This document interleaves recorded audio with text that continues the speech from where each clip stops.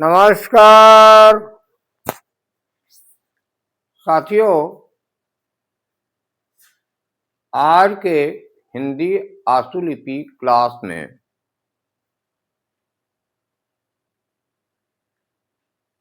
अनुनासिक ध्वनि के संकेत किस तरह से लिखे जाएंगे और किस प्रकार के होंगे, इस पर चर्चा करूंगा। जैसा कि बोर्ड पर लिखा गया है अनुनासिक, और इसके बारे में आप लोगों को पहले से पता है। अनु का मतलब द्वारा या जैसा कहा जाए, या पीछे पीछे, या बाद का, या बाद में, इस तरह का अर्थ होता है। और नासिक मतलब नाक। तो जब हमें आशुलिपि में जो सुनेंगे वही लिखना है, तो जैसा कि पहले से चर्चा हो चुकी है और आप लोग समझते भी हैं कि 3 प्रकार की ध्वनियां आती हैं, व्यंजन, स्वर और तीसरा अनुनासिक। जबकि शुरू में 2 ही की चर्चा हुई है अभी तक, व्यंजन और स्वर कैसे लिखे जाएंगे। और आज ये तीसरे हिस्से अनुनासिक की चर्चा हो रही है। और जैसा कि हम लोग हिंदी भाषा की देवनागरी लिपि में पहले से ही जानते हैं कि इस प्रकार के संकेत दिए जाते हैं। शिरोरेखा के ऊपर बिंदु, शिरोरेखा के ऊपर चंद्र बिंदु, खवर्ग का 5वां अंगा, चवर्ग का 5वां य, तवर्ग का 5वां ण, टवर्ग का 5वां ण और पवर्ग का 5वां म। तो वास्तव में ये जो व्यंजन और ये 5वां वर्ण जो बनाया गया है, वो शुद्ध व्यंजन तो यहाँ जो लिखा गया है हलंत लगाकर वो होता है, और उसी में स्वर को मिलाकर पूरा व्यंजन बनाया जाता है। लेकिन देवनागरी लिपि में हम लोग जनरली प्रयोग करते हैं कि का खा गा गा पा फा बा बा व्यंजन है। तो इस प्रकार के जो संकेत हैं उन्हें अनुनासिक कहा जाता है, ये तो साफ है, पहले से जानते हैं। लेकिन संकेत लिपि में, शॉर्ट हैंड राइटिंग में इसे कैसे लिखा जाएगा, तो शॉर्ट हैंड राइटिंग में ये सारे चिन्हों के लिए एक ही चिन्ह होंगे, क्योंकि सुनने में एक ही जैसे हैं। और संकेत लिपि में जैसा कि व्यंजनों और स्वरों की स्थिति में आपने देखा कि जो एक जैसी ध्वनियां होती हैं उनके लिए एक ही संकेत का प्रयोग किया जाता है, क्योंकि हमको फास्ट लिखना है। यहां भी ऐसा ही होगा। ये देवनागरी लिपि में इतने प्रकार से लिखे जाते हैं अनुनासिक। यद्यपि कि अब भारत सरकार की भाषा नीति के अनुसार हिंदी के प्रसार को जो हिंदी ना जानने वाले लोग हैं और भारत में रहते हैं, तो वे लोग सभी विशेषकर सरकारी कार्यालयों में हिंदी का ही प्रयोग करें, और इसलिए जटिलताओं को कम कर दिया गया है। और अब जो है इसी का प्रयोग होता है प्रायः। परंतु इस नियम के पहले वाले लेखों में तो इस तरह के सारे प्रयोग होंगे ही। और आप लोगों ने भी व्याकरण में पढ़ा भी है कि ये जो स्पर्श 25 व्यंजन हैं, कवर्ग, चवर्ग, पवर्ग, टवर्ग इत्यादि, तो हर एक वर्ग के 5वें अक्षर अनुनासिक के रूप में रखा गया है और इनका प्रयोग भी उसी तरह से होता है कि क वर्ग के किसी व्यंजन क ख ग घ के पहले अगर अनुनासिक ध्वनि आती है तो हम इसका प्रयोग करते हैं। च वर्ग के पहले आता है तो इसका प्रयोग करते हैं। ये सब आप लोगों को पता है। यहां सिर्फ ये स्पष्ट करना है कि जो इतने तरह से लिखे जाते हैं और इन सारे को नाक के द्वारा ध्वनित किया जाता है तो शॉर्ट हैंड राइटिंग में ये दिखाया जाएगा। और कैसे दिखाया जाएगा? जैसे कि यहां कुछ उदाहरण दिए गए हैं शब्द पंखा, पांच, हिंसा, चींटी, कुंजी, फूंक, पेंच, कैंची, चौकी, ये सारे अनुनासिक ध्वनि युक्त शब्द लिए गए हैं क्योंकि यही समझाना है, यही बताना है। तो ये व्यंजन को तो इस तरह से हम लोग जोड़ना सीख गए हैं और स्वर चिन्हों को इसके अनुसार हम रखते आ रहे हैं। पर अब ये व्यंजन सारे हो गए और इसके बगल में स्वर रखे जाएंगे, लेकिन इसका क्या स्थान होगा? तो यहां पर नीचे जो नियम आपके अभ्यास पुस्तिका में भी दिए गए होंगे, लेकिन मैं जो नियम बतलाता हूं वो व्यवहार में आए और समझ में बच्चों को आए, इस तरह से मैं बना देता हूं। मूल नियम तो वही होते हैं जो विशेषज्ञों द्वारा दिए गए हैं।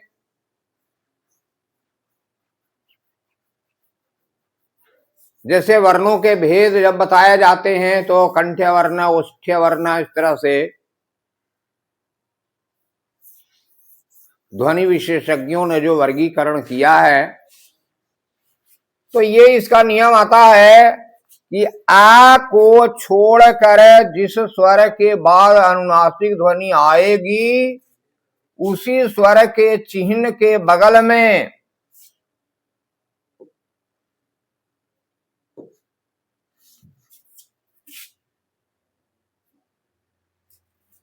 चिन्ह के बगल में अथवा ऊपर, यहीं तक अभी समझेंगे। आ को छोड़कर जिस स्वर के बाद अनुनासिक ध्वनि आएगी उसी स्वर के चिन्ह के बगल में अथवा ऊपर इसे रखा जाएगा, क्योंकि ये जो सारे उसी तरह के शब्द यहां लिए गए हैं, तो जहां जहां भी अनुनासिक हैं हमने तोड़कर दिखाया है। आप पहले से जानते हैं, लेकिन समझाने के लिए तो स्पष्ट करना होगा, तो मैंने तोड़कर यहां दिखाया है कि अगर पंखा है तो इसमें ध्वनि है पो प्लस आ प्लस ख प्लस आ, जिनमें पा शुद्ध व्यंजन हो गया, अ स्वर हो गया, अनुनासिक हो गया, खा व्यंजन आ स्वर। तो ये सारे को अगर देखते हैं तो जहां जहां अनुनासिक ध्वनियां आती हैं वो स्वर के बाद ही आती हैं। स्वर, ये सारे स्वर, क्योंकि आप नाक से भी बोलेंगे तो मुंह थोड़ा खुला ही रहेगा। आंख, ईंट, ऊंट, इस तरह से यदि बारीकी से विचार करें तो स्पष्ट होगा कि जहां भी अनुनासिक ध्वनि आएगी उसके पहले स्वर ध्वनि निश्चित रूप से आएगी। तो ये बताया गया है कि आ को छोड़कर जिस स्वर के बाद अनुनासिक ध्वनि आएगी उसी स्वर के चिन्ह के बगल में अथवा ऊपर ये चिन्ह रखा जाएगा। और इसमें आगे जो जोड़ा गया है इसको स्पष्ट बाद में करते हैं, पहले इसको समझ लेते हैं। यहां तक अथवा ऊपर, यहां तक अभी समझते हैं। अब एक चीज यहां जो लिखा गया है आ को छोड़कर, क्यों आ को छोड़कर बताया जा रहा है? क्योंकि आप लोग इसके पहले वाले क्लास में पढ़ चुके हैं कि स्वर के अंतर्गत हिंदी आशुलिपि में स्वरों के जो 12 स्वरों की पहचान की गई है, जिनमें से शुद्ध स्वर 10 ही हैं, और ये बैठाने के लिए जो विधि है व्यंजन की रेखा के साथ स्वर के चिन्हों को रखने का, उसके कारण 2 और लिए गए हैं, 2 लेकर 12 बनाए गए हैं। आई और अन, जिसमें आ अनुनासिक के साथ का स्वर है और इसमें 2 स्वर है। तो ये देख रहे हैं, चार्ट से स्पष्ट होता है, पहले से ही जानते हैं आप लोग कि अन्न ध्वनि के लिए जो आ के बाद अनुनासिक है ऑलरेडी हल्का डैश द्वितीय स्थान में लगाया जाता है। तो अन्न जब होगा, जैसे यहां हमने एक लिया है पंखा, तो इसमें तो यही प्रयोग होगा, पंख, इसीलिए हमने लिखा है आ को छोड़कर। तो ये हो गया। अब देखते हैं दूसरे शब्द को कि 5 में पो के बाद आ के बाद अनुनासिक ध्वनि का चिन्ह है देवनागरी लिपि में, फिर चा है। तो ये रहा पा आपका संकेत लिपि में, ये चा रहा, पा के बाद आ का निशान यहां ऐसे लगाते हैं। और ये जो नियम बताया गया है वो कह रहा है कि उसी स्वर के बगल में या ऊपर, बगल में स्वर इसलिए कहा गया है कि यदि आपकी व्यंजन की रेखा ऐसे है और इसमें ऐसे लगा रहे हैं तो अनुनासिक ध्वनि यहां लगाएंगे, और व्यंजन की रेखा ऐसे है, स्वर ध्वनि ऐसे लगा रहे हैं तो इसके ऊपर ऐसे लगाएंगे, इसलिए लिखा गया है बगल में या ऊपर। तो ये ध्यान में रखा जाएगा कि आ को छोड़कर जिस स्वर के बाद अनुनासिक ध्वनि आएगी उसी स्वर के चिन्ह के बगल में या ऊपर, यह स्पष्ट हो गया यहां पर। अब हम शब्दों को संकेत लिपि में लिखते हैं। तो ये हा और सा पहले से लिखा हुआ है हिंसा शब्द में, हा ई अनुनासिक ध्वनि, श और आ। तो हा के बाद जो ई आ रहा है, जो पहले वाले क्लास में आपको बताया गया है कि यहां तीसरे स्थान का स्वर होता है, ये सारा हमने लिख रखा है। तीसरे स्थान में बिंदु रखते हैं ई के लिए, और तीसरे स्थान का स्वर जब 2 व्यंजनों के बीच में आता है तो अगले व्यंजन की रेखा के पूर्व रखा जाता है। इसके आधार पर हम ई का चिन्ह पहले यहां देंगे और उसके बाद अनुनासिक का चिन्ह यहीं पर डाल देंगे। अब रह गया आ। इसी तरह से चींटी है, ई तीसरे स्थान का है तो टा के पहले चला जाएगा और इसी ई के बाद अनुनासिक ध्वनि है इसी पर रखा जाएगा। टा के बाद जो ई है ये तो होगा ही। अब कुंजी देखते हैं, का के बाद ऊ है, ये भी तृतीय स्थान का स्वर है, इसलिए चा के पहले रखा जाएगा डैश के रूप में, और इसी डैश के ऊपर ये अनुनासिक रखा जाएगा। और यहां पर ई छूट गया है, यहां पर ई रख देंगे, ये पूरा शब्द कुंजी हो गया। इधर देखते हैं, फूंक में फा प्लस दीर्घ ऊ प्लस अनुनासिक प्लस का, तो यहां भी तीसरे स्थान का स्वर है तो का के पहले हम डैश रख देते हैं, और अनुनासिक के लिए इसके बगल में ये रख देते हैं। इसी तरह से पेंच है, पा के बाद ए दूसरे स्थान का यहां रखेंगे और इसके ऊपर अनुनासिक चढ़ाएंगे। कैंची है, का के लिए हल्का बिंदु यहां रखते हैं और इसके बगल में अनुनासिक रखेंगे। चौकी में चा के बाद औ का निशान यहां देते हैं, द्वितीय स्थान में हल्का बिंदु, यहां पर अनुनासिक रखते हैं। का के बाद ई, और यहां कैंची चा के बाद ई।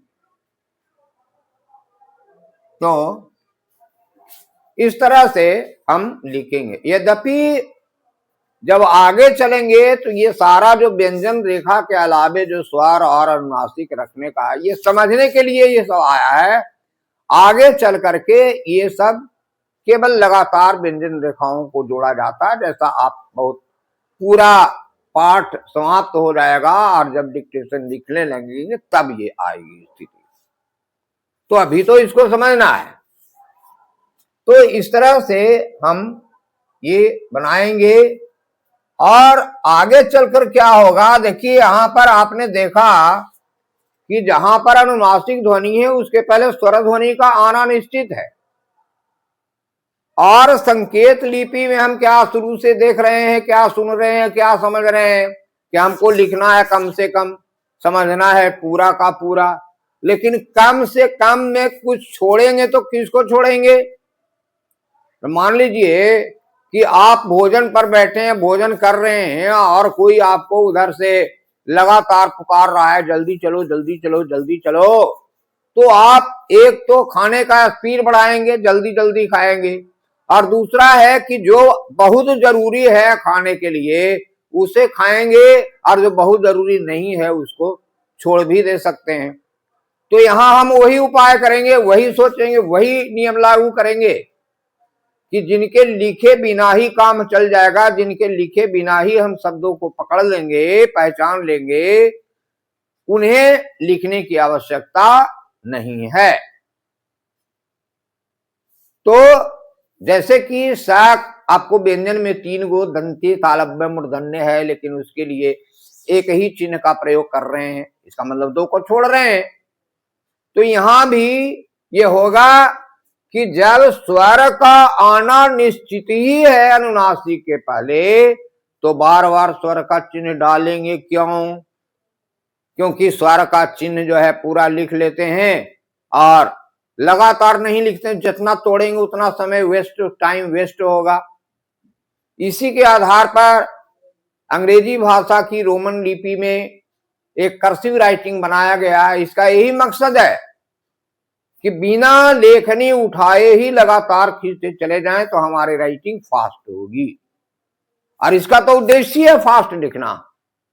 इसलिए लगातार लिखना, कम से कम लिखना, संक्षिप्त करना, इसी के तो नियम है सारे। तो यहां पर हमने लिखा है, आगे देखिए ये नियम में हमने जोड़ा है कि और उसी के सहारे मतलब जो स्वर के स्थान पर अनुनासिक ध्वनि रख रहे हैं, इसी नियम के सहारे आगे चलकर उसी स्वर के चिन्ह के स्थान पर केवल ये रखना है। अब फिर आगे चलकर आपको ये स्वर देने की आवश्यकता नहीं हो गई। ये अगले चैप्टर का था लेकिन थोड़ा सा है इसलिए इसमें हम डाल देते हैं। पहले तो आप ऐसे ही बनाएंगे, इसके आधार पर आप बना सकते हैं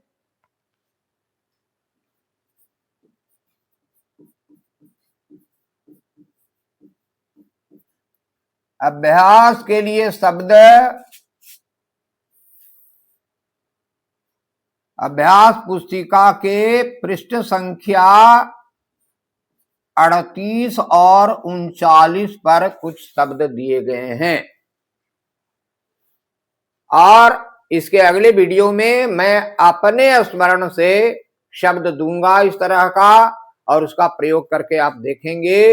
लेकिन अभी ये नियम को देखते हुए, नियम के इस आधे भाग को देखते हुए आप इन सारे शब्दों को आपके अभ्यास पुस्तिका में, और तो उदाहरण जब दिया जाएगा तो बनाया हुआ है, आंसर भी है, लेकिन आपको सीखना है, आपको देख कर उतारना नहीं है। आप पहले नियम को समझ लें और उन शब्दों को नोटबुक में अलग नोट कर लें, और फिर इसी तरह से तोड़ तोड़ कर आप बनाएं, आपको लाभ होगा, आपको अच्छा से समझ में आएगा। तो आगे मैं ये कहना चाह रहा था कि ये बार बार जो स्वर का चिन्ह दे रहे हैं, स्वर ध्वनि का, उसकी आवश्यकता फिर बाद में नहीं होगी, क्योंकि इसके आधार पर आप पकड़ लेंगे।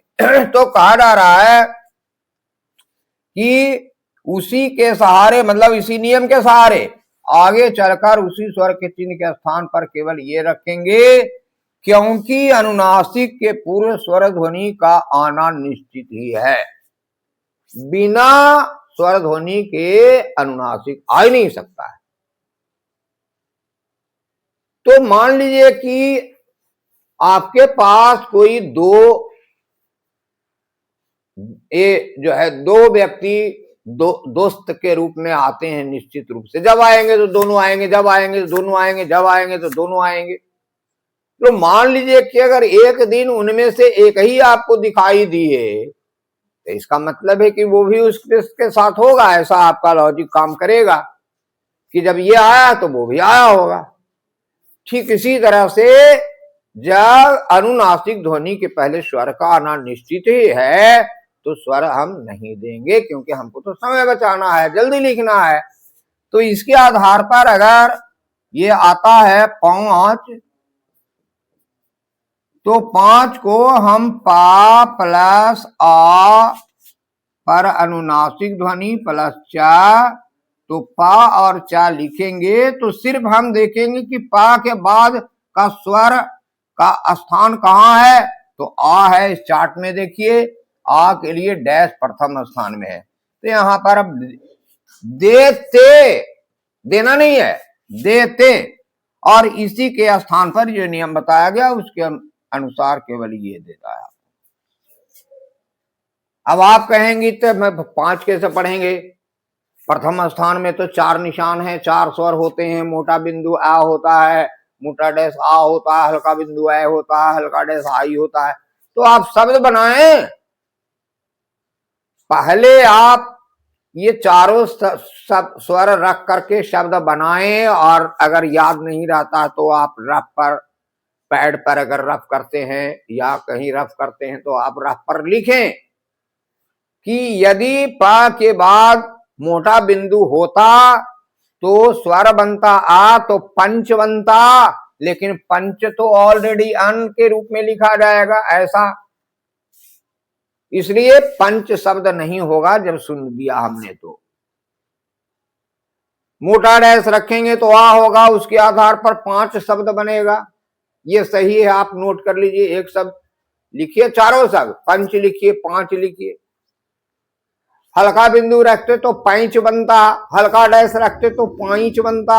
ये चारों शब्द आप रफ पर लिखिए, और इन चारों में से कौन सा शब्द सटीक और सार्थक, शब्द तो पढ़े हैं आप लोगों ने, निरर्थक शब्द, सार्थक शब्द, तो आपको तो सार्थक शब्द लेना है ना। तो 4 शब्द जो 4 स्वरों को रहने से बनते हैं, तो उनमें से कौन सा शब्द सटीक है वही आप पढ़ेंगे। और ये बार बार पढ़ते पढ़ते पढ़ते पढ़ते अभ्यास हो जाएगा, तो फिर अलग लिखने की आवश्यकता नहीं होगी, आप तुरंत पहचान जाएंगे। इसी तरह से मान लीजिए कि यहां पर हिंसा लिखा हुआ है, तो हिंसा में हा है प्लस ई है प्लस आ है, सा है, तो हा और सा ये हो गया, और ई का निशान यहां देते, लेकिन अभी नहीं देंगे। और जो ई के स्थान पर ईप के बाद अनुनासिक है उसका निशान यहां रख देंगे। ये इस तरह से लिखना है तो हम जल्दी लिख पाएंगे। तो ये हुआ अनुनासिक ध्वनि के संकेत का प्रयोग और उनका संकेत। तो ये नियम आप लोग अच्छी तरह से समझ लेंगे। मैं एक बार और बोल देता हूं, आ को छोड़कर जिस स्वर के बाद अनुनासिक ध्वनि आएगी उसी स्वर के चिन्ह के बगल में अथवा ऊपर और उसी के सहारे आगे चलकर उसी स्वर के चिन्ह के स्थान पर केवल ये अनुनासिक ध्वनि रख दें, क्योंकि अनुनासिक के पूर्व स्वर ध्वनि का आना निश्चित ही है।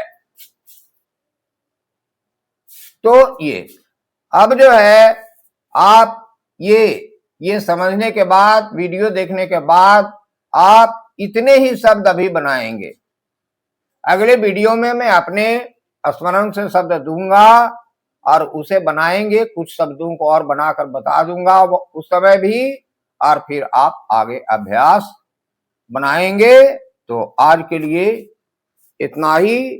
और मैं पुनः आप लोगों से कहना चाहूंगा कि आपके सर्कल में जो लोग हैं, जो सीखने को इच्छुक हैं, उन्हें अवगत कराएं, उन्हें जानकारी दें कि अब घर बैठे ही आप हिंदी और इंग्लिश, हिंदी या इंग्लिश आशुलिपि सीख सकते हैं। और बिल्कुल जैसे क्लास में ऑन स्पॉट आपको बताया जाता है, वही उसी आधार पर उसी तरह से बताया जाएगा, आपको समझने में कोई दिक्कत नहीं होगी। और मैं यह भी कहना चाहता हूं साथ में कि जो सुझाव हो, जो हम में कमियां हो, उन्हें कमेंट के रूप में लिखें, या फिर सीधे सीधी आपको वीडियो में दिया गया होगा मोबाइल नंबर, तो उससे आप बात करके पूछ सकते हैं। तो आज के लिए इतना ही। नमस्कार।